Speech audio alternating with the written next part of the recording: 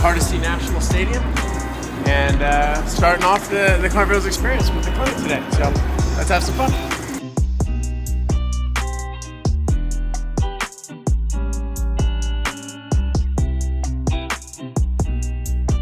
All right, everybody excited? Yeah, everybody ready to get riding? Yeah. Perfect. Well, I won't talk for too long. We'll get right into it. So I'll give you guys the plan for today.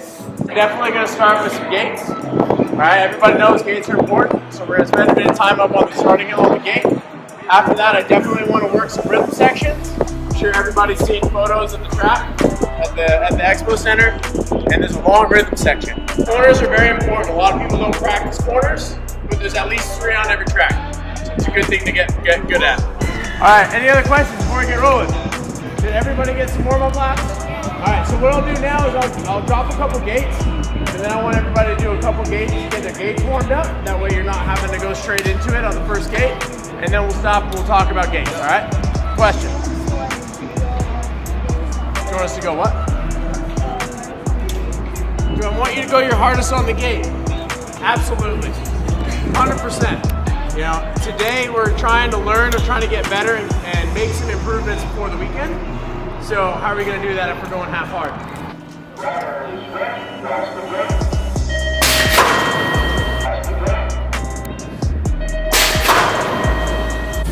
want to see him run? Last one here to get push-ups.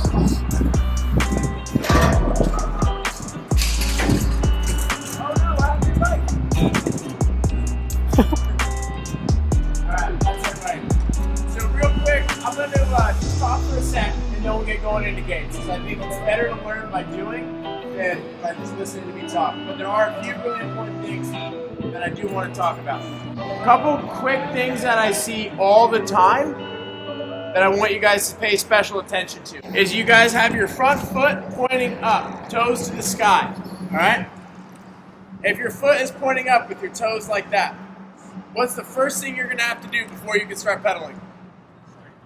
Put it flat. You can't pedal with your toe pointed up, can you? Attention to that, okay? The other big mistake that I see a lot that I wanna make sure that you guys think about is a lot of riders will throw their bodies forward, but they will stop short. They won't come all the way. In order to get as much power out as you can, you want to come all the way to your handlebars. About your left leg right now, do you feel how it's bumping into the seat? You feel that? Okay, so go ahead and sit down. So when you pedal, do you want your leg to bump into your seat? No. So don't lean. Right now you're leaning your leg onto the seat. As soon as you start pedaling, you're gonna rub against your seat.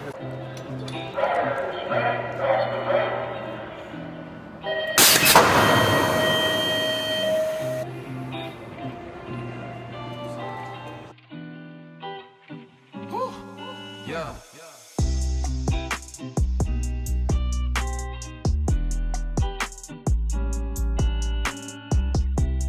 You're pumping through it, manualing through it, jumping through it. The number one most important thing that you can do is have a plan. Right? Raise your hand if you've ever been in the rhythm section and you've gotten lost and you forgot what roller you're on or what manual you're on. So we are getting ready to begin day number 2 of the CFE, the Carnivals experience here at the Grand Nationals. But before we start, I want to show everybody the backpacks we are giving away and all the goodies that we have inside them that my sponsors donated. We got a Hoorag from Shimano. We got all sorts of stickers. We got a Vans hat. We got thank you card. We got a set of CF grips, the grips that I designed for ODI. Not one water bottle from Fly, but 2 water bottles. Another one from USA Cycling. Got a Shimano pen and a Shimano notebook. And these are going to be used during some of the classroom sessions when we're talking about strategies and tips and tricks. Bag, this time from Vans.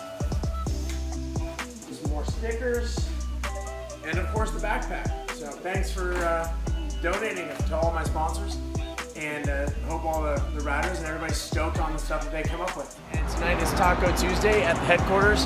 We have practice going on at the BMX track right now, and for everybody in my experience and another 50 people, we've got catered tacos. We're gonna hang out, watch some racing, and then we're gonna talk a little BMX. Beg doesn't stop. When That looks like a very